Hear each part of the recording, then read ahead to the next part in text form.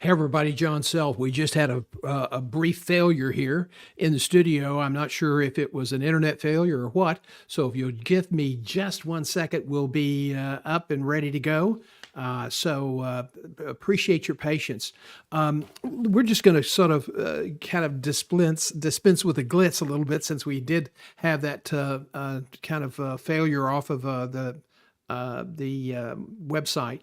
And you know, all this stuff is we're doing, and 5 years ago it probably wasn't possible. So when it does malfunction, and when there is a glitch in the program, or the Chrome doesn't work well with StreamYard, and sometimes it just shuts down, very rarely, but it does happen. So we'll move on. This is your career community questions.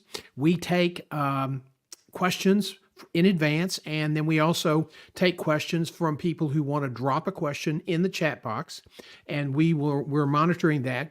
It's going to use your name. We will not use your last name. We may use your city, and that's about it. If you're in a smaller city, we won't use that.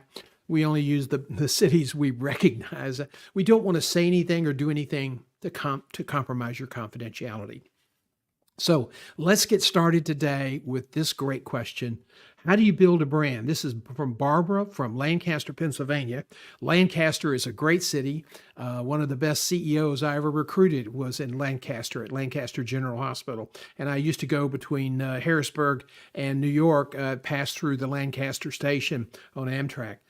So great city, beautiful part of the Amish country, and I miss those trips. I don't miss flying at all, but I do miss some of the people and some of the communities I visited. So let's talk about Barbara's question: how do you build a brand?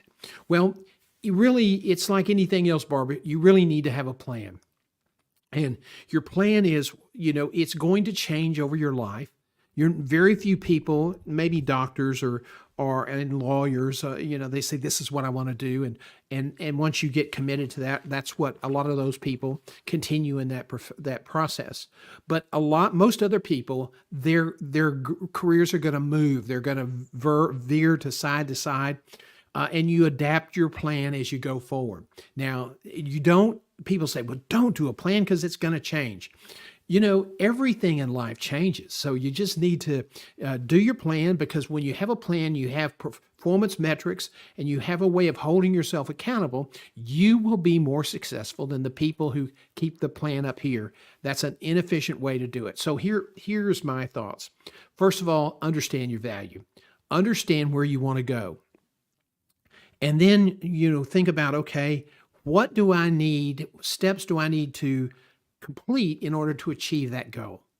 And so you push it back and you start thinking about building a brand in that vertical. Now, it may change. I started out as a general assignments reporter for the Tyler Morning Telegraph in Tyler, Texas, a city of at the time, about 60 or 70,000. We had a circulation of about 34 or 35,000. And I took obit dictation from funeral homes and rewrote press releases and then covered crime. From there, after I graduated from college, I went on to Lubbock, Texas, was an editor, and then moved to the Houston Post, served as an editor, and then they moved me over to the crime beat because they needed some help in that area. And I became the principal crime writer, or one of the two crime writers, and I also did investigative work on the Houston Police Department. They were going through some tough times. So I went from news to hospital public relations to promoting the Life Flight helicopter ambulance program, being the first director, to being the national marketing manager of the aircraft company. So you can see how my career has kind of evolved to global executive search, and now as a career coach. So my career has evolved, and yours will as well. So you want to start building your brand based on your goals today, because you may stick with it. You may fall in love with this and then stay in that vertical. That's great. But if you verve around, you adjust your branding, and you adjust your goals. So let's talk about how to build a brand. Well, first of all, 22 years ago, if you wanted to build a brand, you needed a lot of money and a public relations agency to get your name out there. Now, with the arrival of LinkedIn in 2003, they democratized branding so that you have a chance to build your own brand. Today, LinkedIn has over 1 billion users. Well, you're not really communicating with 1 billion people, but it's a huge, huge bulletin board for you to start promoting who you are, using your goals, using your skills, and you want to have a communications plan. What do you want to post? How do you want to be seen on those posts? What are you trying to accomplish? What do you want? What are things that you can use to build your reputation? And so that's the process of building a brand. You want to build a brand that's based on trust, likability, and competence. Those are just sort of broad categories. But as you get into your planning your career, you will be able to start getting into more detail. You're going to have to post. You're going to have to learn how to use video, because video is the new thing, and it will be seen. A lot of people prefer to watch videos. You have two generations that grew up on short videos. So even if you're in your 50s, don't discount that. Don't discount that. One of the things we have coming up in end of April, is we're going to have a career boot camp. And one of the things we'll be talking about is how to build a brand, how to use video, what to post, some techniques you can use, some strategies that you can deploy. So, what my answer today is just kind of a foundation for you. You build a brand by building your reputation. And one of the things that's central to your reputation and central to your brand is you always do a good job. Always do a good job with the job you have.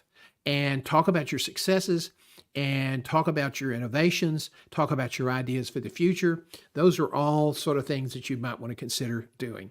So that's kind of a core basic approach to brand building. It is how you want people to know your reputation. Okay. This next question is the understatement of the year. LinkedIn keeps changing. According to conflicting articles I've read on the site on the subject, some of the strategies that I was taught several years ago are now wrong, or people say they're wrong. What do you tell your job search clients? This is from May in Baltimore. May, you're spot on. LinkedIn is evolving at a pretty high rate of speed. Now, I have been on that platform. I wasn't there when Reid Hoffman hit the switch in 2003, but I was on the front porch. I've been on the platform now almost 20 years, and I have seen enormous changes. And in fact, the advice that you get from being on LinkedIn, it's all over the back lot. One of the things I say is, first of all, just create a good, robust profile that reflects who you are. Don't use personal pictures. Don't use pictures with your dogs or your kids. This is a business site. Secondly, be sure it's a picture that has some personality, not like you look like you're standing there like Donald Trump in a police lineup.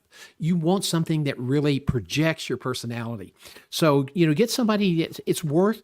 Those photographs will last 4 or 5 years unless you have some drastic changes in the way you look. So invest some money to get some what I call personality photos made. Get 2 or 3 poses made with 2 or 3 different outfits so you can rotate those pictures periodically. Because every time you change your pictures, it announces to your followers that you've updated this or you posted that. So the next thing you want to do is you want to be sure that your LinkedIn profile has a headline that talks about who you are and the value you deliver.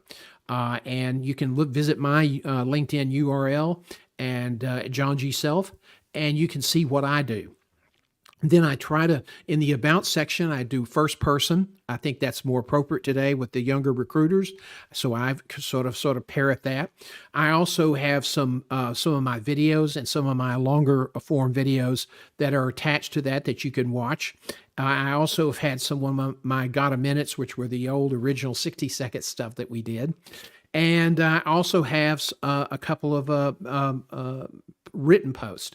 Now, if you're an operations person or a marketing person, you might consider writing short mini case studies when you've had successes. It's okay to brag a little bit. And, so I encourage you to visit our register for our Career Boot Camp. It's free. And it's 3 hours on April 27th. If you're a registrant, you'll be able to get access to the replay for about a week thereafter. We have a couple of great guest speakers talking about how to become an expat worker overseas, how to prepare for your next job transition, and then we talk a lot of meat and potatoes about how to interview, how to prepare your resume so that you can be competitive with those automatic scanner bots. It just covers the whole waterfront. So I hope you'll join in. But today, what I would say is consider LinkedIn your primary branding tool and use it as a tool to communicate. And be sure that you put your LinkedIn URL on your resume, and it's an active link so people can go to it. Be sure you have a great photograph and keep posting periodically. Now, if you're in the job market, you need to post about 4 or 5 times a week. People say, what? That's a lot. It is.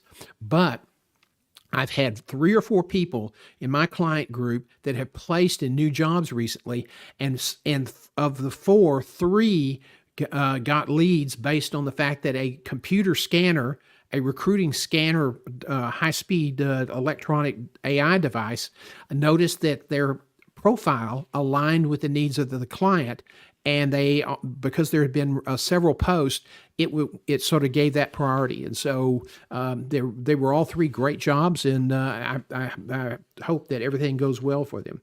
But that LinkedIn is changing, and so, but to use a general rule, use it as your platform to build your brand. It's a great tool. You can put video, written, that sort of thing. Check out my site and at John G. Self. And and there's some really good ones out there. Mine's not the only one. Thank you, May from Baltimore. Appreciate the question. Um, okay, here's another one from Bill in Tampa. What are employers asking for when in recruiter today? Wow, that is a great question. First of all, it depends on the industry. Secondly, that what they want to understand is your value. Why should they hire you? Yes, your experience is important. But people say, "Well, I've got a great elevator speech." Elevator speeches are really about this is where I've been and this is what I've done.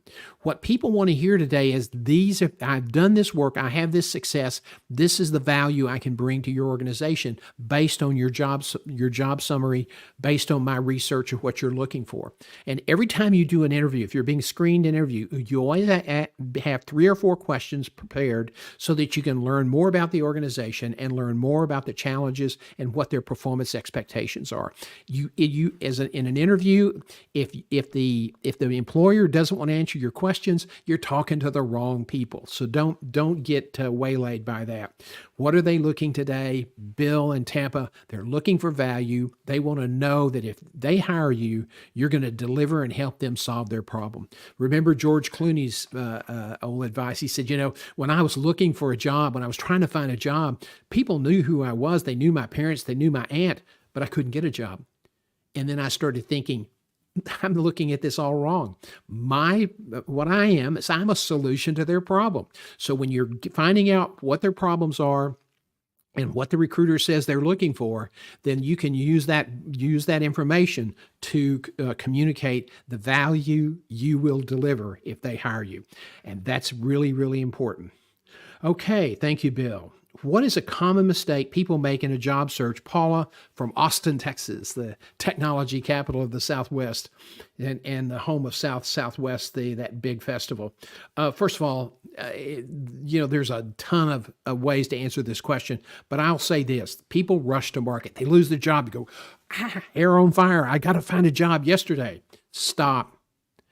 Take a day or 2 or 4 days if you've got some kind of financial cushion, don't rush back to the market. Kind of process what's happened to you. If you've been fired, hey, as Bum Phillips, the old Houston Oilers football coach, said, there's them that's been fired and them that's going to be. Being fired it happens. It's no disgrace unless you've done something illegal or immoral.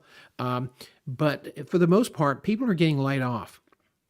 And that's no disgrace either, but it's upsetting. It shakes your kind of value of who you are, and that's kind of been your identity as your job. So take a little time to kind of process what's happened to you.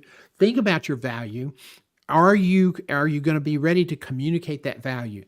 You don't just start trying to get interviews and hope that something will stick. That was the way people used to do it years ago, but you can't do that anymore. Marshall Goldsmith has a great book, What Got You Here Won't Get You There. So understand the new rules of recruiting. Hire a coach if you can afford it. We have a plan called Career Membership, $49 a month, and you get weekly group coaching. You get newsletters once a week, and you get access to all of our learning and education to help you get ready to go to market faster, quicker, and more effectively, more efficiently, and it's pretty cost effective. And there's no contract. You just go month to month. So we hope you'll join us and become part of our community because we're here to help you. We're here to help you improve your career and find your next better job. People rush to market. They do not understand their value. They know things have dramatically changed, but when they get into the market, the pressure's on, so they revert to form. They start doing things that they've done in the past that won't work today. And one of the big mistakes there is submitting generic resumes that haven't been customized for the job summary. And that's important because most resumes today are read by automated AI-based scanners. Here's another question that's just come in. I am worried about automation taking over my job. If not soon, at least within the next 5 years. I'm a manager in a data entry center. Am I overthinking this, or is AI taking our jobs, or is it just another big scare like Y2K, which was largely a non-event? Well, no, it's real. This is probably going to have the most unparalleled impact on the workforce, how we work, where we work, than any time in this nation's history. Now, I'm not trying to scare you. There are a lot of people talking about this. The big companies know this already. When you wonder why there's so many jobs that they're not recruiting for, a lot of those are jobs that they think will be able to take over. So they're leaving them empty until that thesis is verified.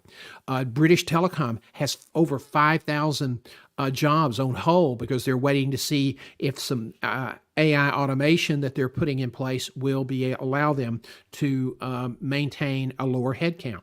So AI is going to impact you. Now let's talk about your particular situation. You're in data entry.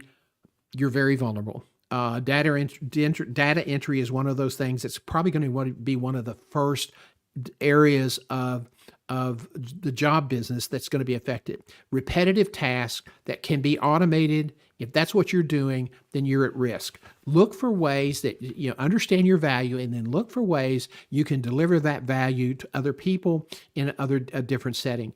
Don't wait too late to get laid off. Mark Cuban did a video. We featured that yesterday in Career Live, 7:30 yesterday morning, and also in office hours Wednesday afternoon. You can get both of those streams that are on our YouTube site at Grinding Your Career, John G. Self, and replay those. Cuban said it may be 2 million, it may be 5 million, it may be 10 million, but our response in the past was create jobs programs and train people. For what?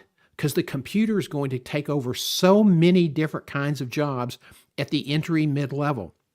Now, if you're a lawyer, if you're a doctor, if you're a cake decorator, if you're somebody that provides personal services that the computer cannot do for you, then you're going to be in good shape. But if you're somebody who's working for the computer, you're at big risk. And so you need to figure out a plan so that you're not the last person standing in your company. I'm sorry to give you that bad news, Rachel in DeSoto. But that's not just my opinion. That a lot of people are saying basically the same thing. Randy in Austin asked a similar question. How significant will AI impact the job market? I think there's going to be probably unparalleled job loss over the next 10 years. Mark Cuban said that the changes in the next 3 to 5 to 7 years, up to 10 years, will be more dramatic and will dwarf all the changes we had in the previous 30 years. So that's pretty amazing a number. And so I think you don't need to run out of the room with your hair on fire. You need to have a plan. If you are vulnerable, if your job can be automated without much difficulty, if you're in data entry, if you're managing data, that's going to be problematic because the computer can do it faster and better than a human being can. One of the things, at one point, one of the better paying jobs that you had to be, just unbelievably, you had to just want, probably one of the most boring jobs in the world was being an actuarial. Now computers are taking over that function. Computers are taking over more and more areas of manufacturing. And when you say, well, gosh, we can, we've been told that manufacturing is coming back. Well, it's not traditional manufacturing. It's more high tech. And, so you need to begin thinking now about what other skills do you have? What other talents do you have? And how can you apply those in other industries that will not be susceptible to AI job loss? Okay, thanks, Randy. I appreciate you asking that question. We had 2 callers from Austin today. I don't know if you know Paula, but hey, both from Austin. My college professor suggested that I jazz up my resume so that it will attract the eye of recruiters. Does that really make a difference? Tina in Dallas. Well, right. Tina's a neighbor, just an hour and 15 or 20 minutes away. Tina, let me tell you something. This is not the first question I've had on this subject this week. A friend of mine who's a head of the healthcare program at a major university in Texas had a couple of students come to him, and they had these really fancy, nice-looking 2-column resumes with pictures and graphs. And they said, they said to do it this way because that'll catch the eye of the recruiter. Well, unfortunately, those college professors are pretty out of date. Recruiters don't see resumes initially. They're going to see the resumes that the applicant tracking system, the automated bots, so-called, that say that these are the resumes that best match up with the job summary that we've posted. So the job, it's all driven by algorithm. So you can actually send, if you've got a really good customized resume, it can be in plain text. The computer doesn't care. It can be 10 pages or 2 pages. The computer doesn't care. What the computer wants to see are words and phrases from that job summary, and that relate to your experience, your time of service, and your accomplishments that they're looking for. I've had one person that was just so frustrated because they couldn't figure out the algorithm for the resume submission. They got tired of, this just was really wearing them out. And so they started submitting plain text resumes that were customized, that were easier to manage. They could change them up without destroying all the when you have all these 2-column resumes and all these charts and graphs, which the scanner can't read, you have a lot of code, embedded code, and that can throw the scanner off even more. So a plain text doesn't have much code at all, if any. And so what that allows you to do, send a plain text. If they like you, if the computer likes you, more to the point, you're getting a call from the recruiter who says, John, we've got your resume. We would like to visit with you. Can we set up a screening call? Yes, you can. And oh, by the way, you have the online application, the resume for online applications. I have a new, easier to read resume for your team. May I send it to you? And 9 times out of 10, they'll say yes. And if you're really aggressive, you'll send it on one day, and then the next day or the day after, you'll send them a video email. That's something else you've got to learn how to do. And say, hey, this is John. Thanks so much for the interest in my candidacy. I look forward to our opportunity, and then repeat the date, confirm the date. Thank you so much, and I look forward to seeing you. You're going to probably be the only person that submits an online video resume. And even if you don't know their email, if they're online, on LinkedIn, for example, that video email service, we use SendSpark, will work on a DM. So that's a good trick to market yourself.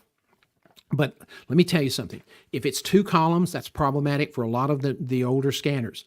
If it's got a picture, it probably won't read it. It'll just jumble things up. If it's got a lot of code, it probably will jumble things up. Don't try to outfox the computer. Okay? And don't complain about it. I mean, anytime you want to argue with a computer, you're going to probably lose. You can always submit a more polished version once they've decided that your experience and your accomplishments align with what they're looking for. So I hope that was very helpful for you. Let's see. That was from Tina in Dallas. Do companies really check references? This is from an anonymous source, I guess. Some do, some don't. More and more people check references. But, there was a tragic bus accident in which a man driving a concrete truck crashed into a bus with just some young kids on board. And one of the young children died, and the passenger in the car behind the school bus also died. And it turned out the driver of the concrete truck had taken cocaine that morning. And oh, by the way, he had 3 or 4 other problems in his background, and nobody the new employer checked his background. Now, that's a tragic and perhaps an extreme case, but I know a lot of mainstream companies that have gotten into big trouble because they didn't check the references, didn't check the background of the executives they've hired. One of the most famous was Sunbeam, the appliance maker. They were really struggling, and so they reached out over the weekend to try to make a quick change and right the company. And they had heard about this guy named Al Dunlap. He had the nickname Chainsaw Al because he was a big turnaround guy and wreaked havoc when he came in. They didn't realize that he had gotten in trouble because he had come up with a way to kind of mismanage the payroll numbers, the inventory numbers that made him look better. And he did the same thing at Sunbeam. Nobody in the national search firm, they just knew his reputation. He had a good reputation, so what possibly could go wrong? Well, people do check references, and let me tell you something. If you mention a name, if somebody says, well, John, who did you work with at Memorial Hermann? Well, I really enjoyed working with Bill Young. Well, Bill Young is still alive, and he's online. And people can check that, run him down, and call Bill Young, even though he's not on my reference list. That's called a secondary reference. So anybody's name that you mention in an interview, you might want to consider the fact that they may become a secondary reference if a company's really on their toes And not that many are, unfortunately, but you want to be sure the names you mention are going to be people who support you. Kind of a convoluted answer there, but I hope that's helpful. Okay. I lost my job after less than a year. It was a bad fit. I kept asking the recruiter about the culture, and I only received vague responses or outright misstatements. How should I handle this if and when it comes up on an interview? This is from David in Sugar Land, Texas. David, let me tell you, culture is what dooms more people coming into to a company. The statistics are that between 50 and 70% of the executives brought in from outside the company don't even last 18 to 20 months. And most of the time, it's because there wasn't good communication about expectations. There was miscommunications.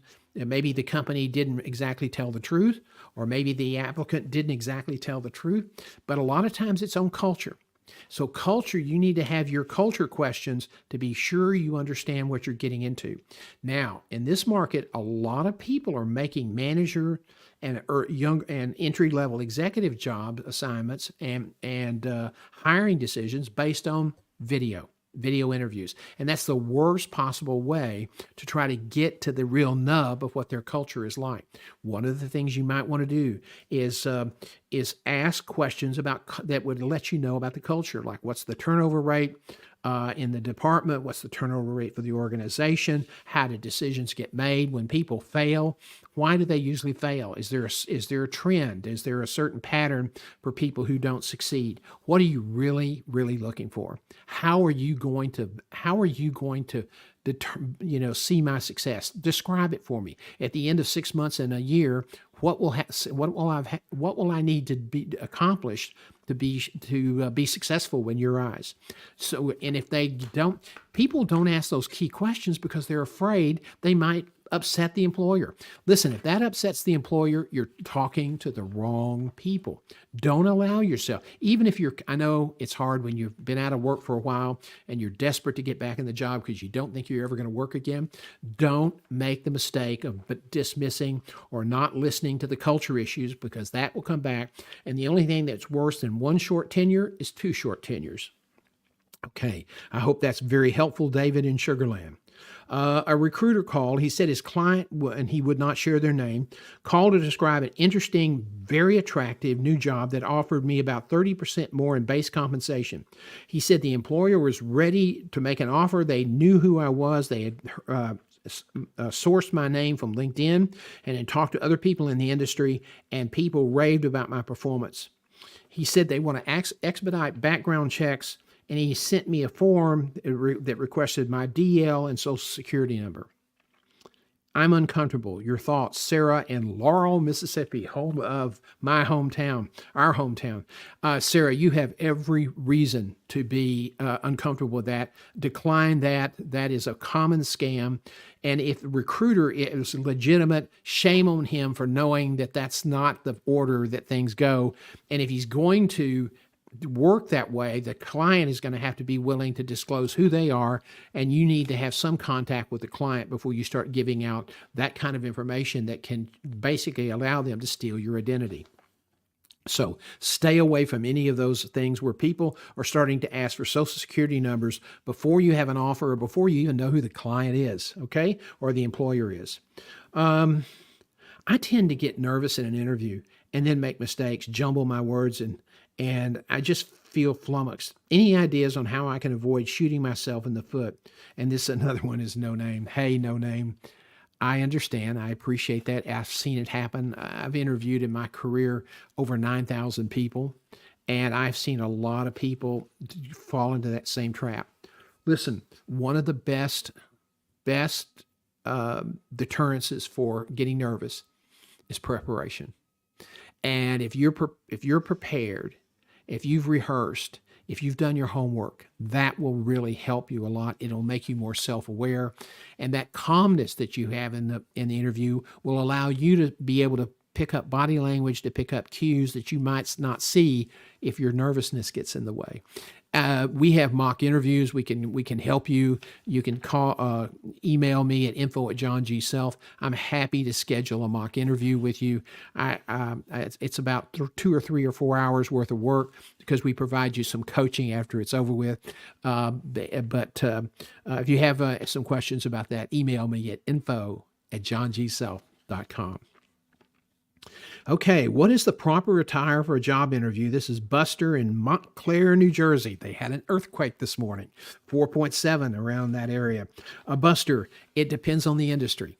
And so the best advice I can give you is, ask the recruiter, but once you start talking if you're going to do a site interview, or even a virtual interview with the decision maker, and you deal with his executive assistant, ask the executive assistants, what do most candidates that are being considered by your company, what's the preferred dress code for candidate applicants? What will that person be wearing when we visit on camera? Oh, he'll be wearing slacks and a shirt and tie. Okay, that's what you need to be wearing. You can even put on always take it up a little notch, maybe a sport coat. If they're wearing slacks and golf shirts, put on a sport coat. You always do one notch up. But don't ignore the guidance you're getting on dressing. Okay, it's like going to Hawaii. The first time I ever went to Hawaii to do a big project, I spent 2 weeks out there, and it was like I didn't even take a tie. And I felt naked. It was unbelievable. Slacks and floral shirts, just it was not comfortable. But I understand the tradition. If you wear a tie in Hawaii, you're a lawyer. Is it okay to use my cell phone in a video interview? Yes, I suggest you turn it sideways. I suggest that you don't try to hold it or prop it up on your desk. Get a small, inexpensive tripod that'll hold your telephone. Be sure that the camera is at eye level, kind of like mine's a little bit too high. We've changed up our studio and have new computers, and so it's a little bit out of whack. So sometimes I'm looking straight ahead and I should be looking up at the camera. And it takes time to get used to that. We're never going to go away from video. That's here to stay. But telephone, you want to be sure that you have a tripod. You can get those things for not much money. But you can always stack it up on notebooks. Be sure the books are big enough so that the camera won't tilt off in the middle of the interview. Be sure you have good audio and test the signal. You got to have a good internet signal. You don't want to be dropped off because that's really bad for that to happen in a interview. Well, it's a little over 11:35. We've gone over. We had a lot of great questions that came in today. Listen, if you have questions, as we go forward, we're just building this program. So next time you can put your questions in the chat box, and we'll be happy to answer them. I hope everybody has a great weekend. We've got some great programs lined up next week. We have Lunch and Learn on Tuesday. We have Office Hours on Wednesday, and then Career Live next Thursday. And of course, we'll be back here next Friday with answering your questions about your career. I'm John Self in Tyler, Texas, outside of Dallas, where we have our company. And I'm a career coach, and I'm happy to work with you. We have a membership program that's really cost effective. If you're out of a job, one of the things you don't want to do is spend a lot of money. We've been very, very successful. I spent 27 years in global executive search, so I kind of know how the system works and can help you, guide you to through an accelerated search into a brighter future. Thanks, everybody. Cheers, and we'll see you next Friday.